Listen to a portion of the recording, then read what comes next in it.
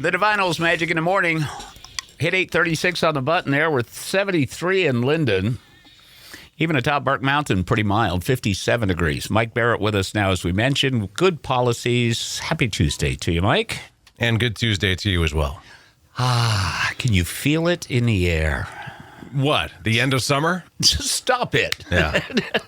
No, it's not the end of summer. Oh, okay. No. Summer's in full swing, though. It is in full swing, but the end is nigh. You can see the horizon. Back to school shopping has begun. Some people did it a long time ago, but for those who are like me, I'll do it in maybe 2 or 3 more weeks from the day before school. But anyway, so it's time to start thinking about the kiddos going back to school. And some kids go back to school a lot earlier than others. As we're now in August, by the end of this month, everyone's going to be cracking the books again. Yep, they will be. Actually, we've had some, I'm going to assume they're students. I've yet to introduce myself to them over here next door, but there's a couple of young fellas just moved in downstairs over here. I'm assuming they're going to go to NVU. There's a young lady over here.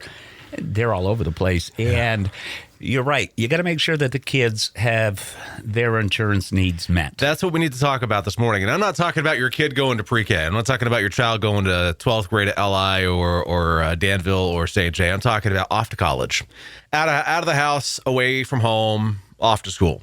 How do you protect them? Are they protected? Well, let's talk about how they can be automatically, all right? So if they're a dependent of the household, so still a full-time resident of the house, and they are only gone to college, living in a dormitory, they're going to have some of the extensions of coverage from your homeowner policy, whether it be a regular homeowner that you have or a renter's. There could be some extension of coverage. Now, bear in mind, the maximum personal property coverage they'll have is no more than 10% of whatever you have as a total amount. So if you have $150,000 personal property, the most they'll have is $15,000. They're not bringing huge things to school, so that's probably going to be more than adequate. But even just as important is liability. Liability, you could be held negligent for bodily injury or property damage to somebody really any day, any time.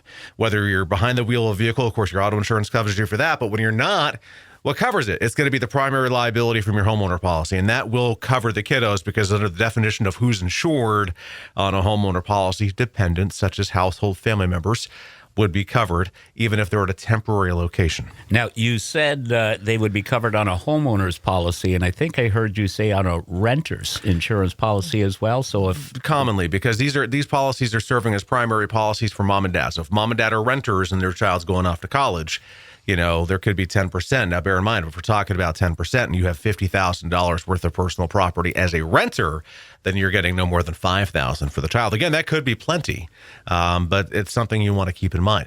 But the big caveat here is temporary. All right. That's the key word that we're working with, right? If you were going to college and living in a dorm, that is a temporary residence. That is not a permanent residence.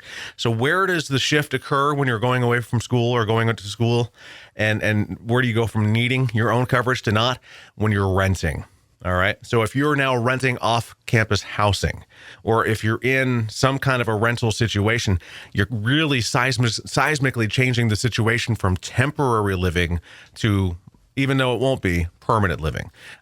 So that's when you would need to have your own, in your own name as the person renting the place, your own renter's policy. So you said when the kiddos head off to school, they're not taking $150,000 worth of this or $15,000 worth of that, but they are taking some rather expensive devices. Oh, computers, computers, cell phones. Computers, laptops can be upwards of $1,200 if you get a really super nice gaming one. Right.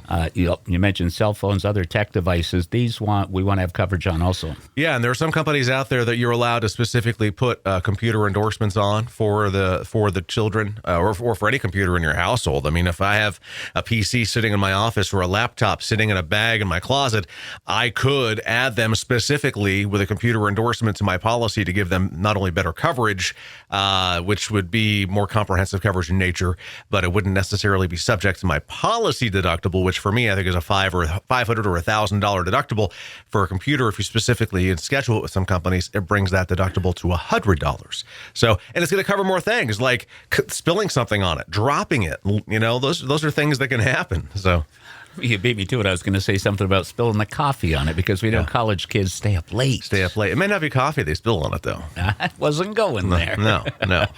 Now, so these are on homeowner, these are on renter policies, but you said things change when the student themselves have one. Yeah, and interestingly enough, most parents find this out because a lot of people in college towns are kind of smart. And they have this provision in their rentals where they require renter's insurance. So then that comes back to the parents, and the parents go, well, should we get renter's insurance? And I say, absolutely, you should anyway, regardless of what the landlord is saying. And also bear in mind, if your child is going to college in Maine, New Hampshire, Massachusetts, California, Texas, I don't care where they're going, you cannot have a Vermont renter's policy for them. You have to have a renter's policy that's issued in the state in which they are living. So you'd have to get a Texas or California policy. All right. And, of course, auto insurance, we want to make sure that's top of the line, too. Yeah. Fortunately, a lot of the kids don't take the cars to school. If they're going more locally, like if there's a local going to NVU or going to Plymouth University or going to Groovy UV or Castleton or Johnson or UNH or what have you, it's very likely they'll have a vehicle on campus. That's not such a big deal, right? If I'm a Vermonter, I live here in Linneville, and I got accepted to University of Maine or UNH in New Hampshire, if I have my vehicle with me, not such a big deal. You get accepted to somewhere in Pennsylvania or New York or somewhere further, it starts to become a little bit of a concern for the insurance company that you have a vehicle that far away from the area in which it's rated and supposed to be garaged. So that can kind of become a conversation starter that you may become educated on. So. Well, and the conversation can be had by... Yeah, give us a call, 748-5224. You can find us on Portland Street in St. Johnsbury, online, thebarrettagency.com, Google, Facebook, and YouTube. Just look for Barrett Insurance Agency. All of your insurance needs in one location on Portland Street. Mike, thanks an awful lot. Hey, happy to be here. We'll do it again next week. And kiddos, I'm sorry. I know I said the school word, and I didn't mean to. It was just something I had to do. But at least it's more than 4 letters. At 47, I still hate back to school because it means the end of summer. You have to, you keep doing that. All right, summer's not ending. We're going to make sure of that. We've got Madonna now on the Magic Playlist.